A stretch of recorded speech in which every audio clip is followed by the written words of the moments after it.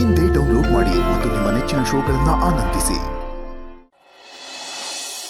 ನನ್ನ ಪ್ರಕಾರ ತಂದೆ ಕೊಟ್ಟ ಮಾತುಗೋಸ್ಕರ ಎಲ್ಲವನ್ನ ಬಿಟ್ಟು ಕಾಡಿಗೆ ಹೋದ ಶ್ರೀರಾಮನಿಗೂ ಹೆಂಡತಿಗೋಸ್ಕರ ಮಗನಿಗೋಸ್ಕರ ಎಲ್ಲ ಬಿಟ್ಟು ಕಷ್ಟಪಡ್ತಿರೋ ನಮ್ಮ ಅಳಿಯಂದ್ರಿಗೂ ಯಾವ ವ್ಯತ್ಯಾಸನೂ ಇಲ್ಲ.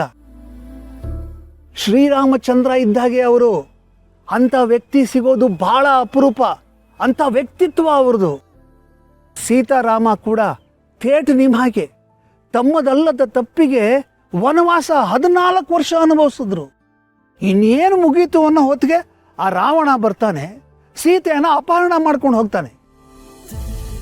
ಶ್ರೀರಾಮಚಂದ್ರ ಅವನ ಜೊತೆ ಯುದ್ಧ ಮಾಡಿ ಅವನನ್ನ ಸಂಹಾರ ಮಾಡಿ ಸೀತೆನ ವಾಪಸ್ ಕರ್ಕೊಂಡು ಬರ್ತಾನೆ. ಪಟ್ಟಾಭಿಷೇಕ ಆಗತ್ತೆ, ಎಲ್ಲ ಸರಿ ಹೋಯ್ತು, ಎಲ್ಲ ಚೆನ್ನಾಗಿದೆ ಅನ್ನೋ ಹೊತ್ತಿಗೆ ಅವನು ಯಾವನೋ ಅನುಮಾನ ಪಟ್ಟ ಅಂತ ಮತ್ತೆ ಅವಳನ್ನ ಅಗ್ನಿ ಪರೀಕ್ಷೆಗೆ ಒಳಪಡಿಸ್ತಾನೆ, ಅವಳನ್ನ ಕಾಡಕ್ಕೆ ಕಳಿಸ್ತಾನೆ. ಮುಂದಾಗಿದ್ದೇನು? ಅವರ ಮಕ್ಕಳೇ ದೂರ ಆಗಿದ್ದ ಸೀತಾರಾಮರನ್ನ ಒಂದು ಮಾಡ್ತಾರೆ. ಇದೇ ಜೀವನ, ಇಷ್ಟೇ ಜೀವನ.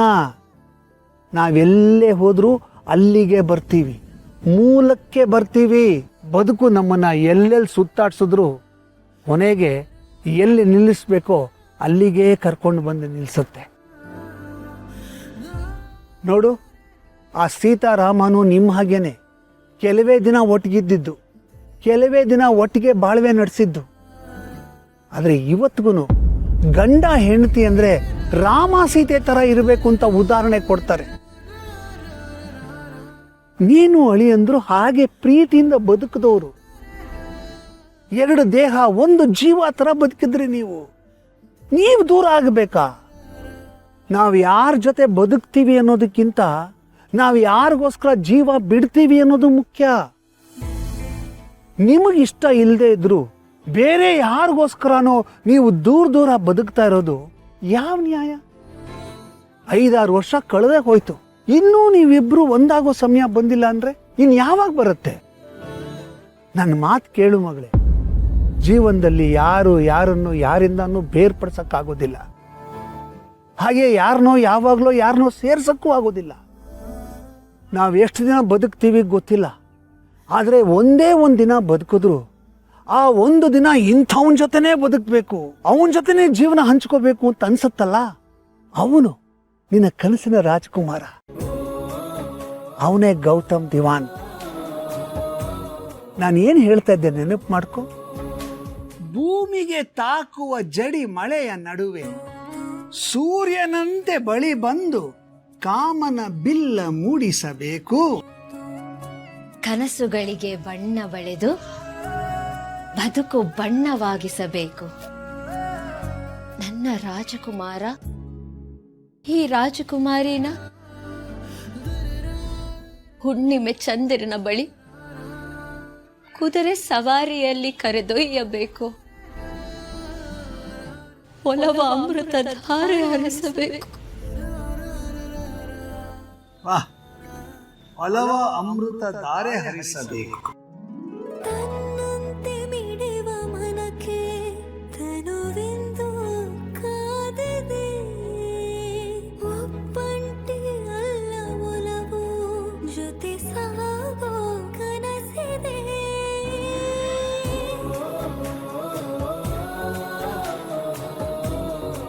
ಆ ನಿನ್ನ ಕನಸಿನ ರಾಜಕುಮಾರ ಬರಬೇಕು, ನಿನ್ನನ್ನು ಕುದುರೆ ಮೇಲೆ ಕರ್ಕೊಂಡು ಹೋಗಬೇಕು ಅಂತ ನಾನು ಹೇಳಿದ್ದೆ.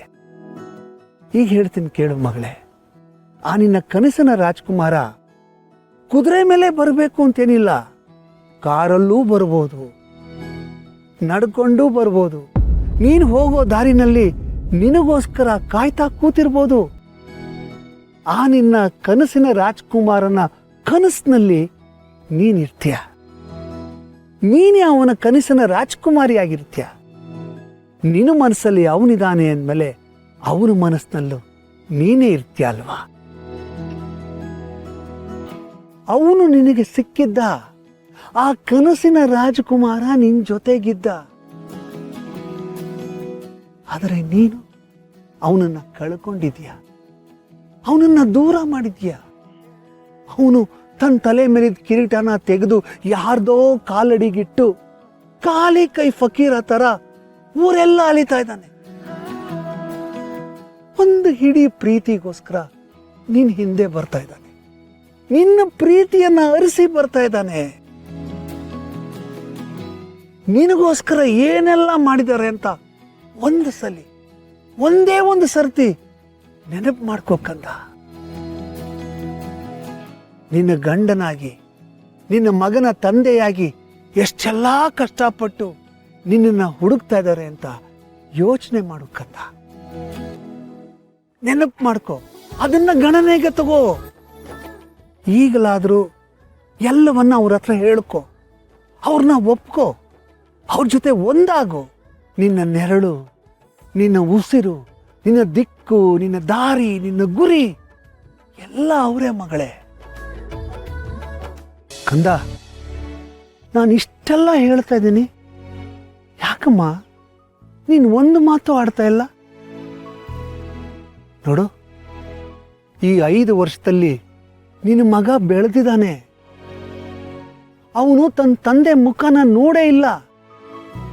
ತನ್ನ ತಂದೆ ನೋಡಬೇಕು, ಅವ್ರ ಜೊತೆ ಸಮಯ ಕಳೀಬೇಕು ಅಂತ ಅವನಿಗೆ ಅನಿಸೋದಿಲ್ವಾ?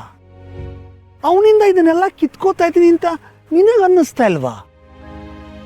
ಅವನು ನಿನಗೆ ಹೇಳದೇ ಇರ್ಬೋದು, ಆದರೆ ಅವನು ಒಳಗಡೆ ಅಂಥ ಒಂದು ಆಸೆ ಇದ್ದೇ ಇರುತ್ತೆ.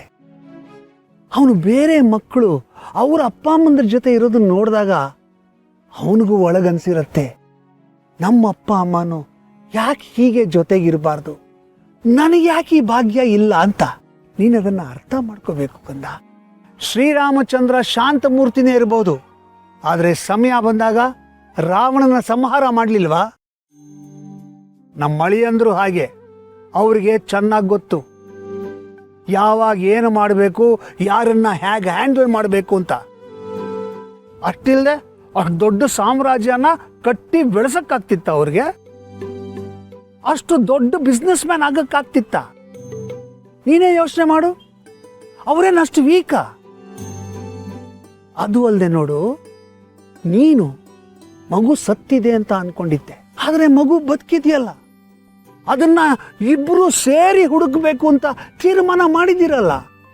ಇಷ್ಟಿದ್ಮೇಲೆ ಒಂದಾಗೋದಕ್ಕೆ ಏನು ಪ್ರಾಬ್ಲಮ್ಮು? ನೋಡು, ನಿನ್ನ ಅಪ್ಪನಾಗಿ ಅಲ್ಲ, ಒಬ್ಬ ಹಿತೈಷಿಯಾಗಿ, ಒಬ್ಬ ಹಿರಿಯನಾಗಿ ನನಗಿದು ಸರಿ ಕಾಣ್ತಾ ಇಲ್ಲ. ನೀನು ಅಳಿಯಂದ್ರು ದೂರ ದೂರ ಇರೋದು ನನಗೆ ಸರಿ ಕಾಣಿಸ್ತಾ ಇಲ್ಲ. ದಯವಿಟ್ಟು ಒಂದಾಗಿ ನಮ್ಮ ಬದುಕು ನಾವು ಕಟ್ಕೊಂಡಂಗೆ, ನಾವು ಭಾವಿಸ್ದಂಗೆ ನಮ್ಮ ಬದುಕಿನ ಬಣ್ಣನ ನಾವೇ ತುಂಬ್ಕೋಬೇಕು. ಬರೀ ಕತ್ಲನ್ನೇ ನೋಡಬಾರ್ದು, ಅದೇ ಬದುಕು ಅನ್ಕೋಬಾರ್ದು. ಸೂರ್ಯಾಸ್ತ ಇದೆ ಅಂದಮೇಲೆ ಸೂರ್ಯೋದಯನೂ ಇದ್ದೇ ಇರುತ್ತಲ್ವ, ನಾವು ಅದರ ಕಡೆ ನೋಡಬೇಕು, ಆಶಾವಾದಿಗಳಾಗಬೇಕು.